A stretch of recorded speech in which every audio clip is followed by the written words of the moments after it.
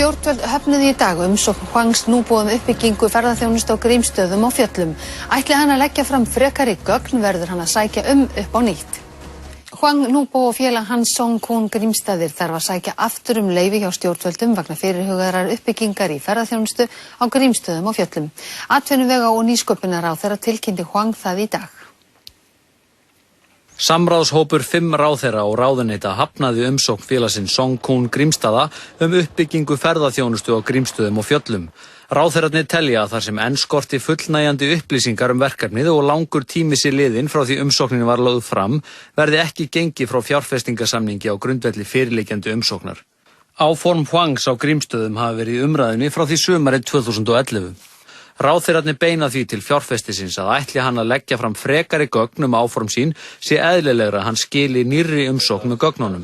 Ráðherrarnir ákváðu þetta jafnvel þó forsvarsmenn Songkhon Grímsstaða hafi fyrr í þessum mánuði óskað eftir að yfirvöld frestuðu því að taka afstöðu til verkefnisins þar til félagið legði fram frekari gögn.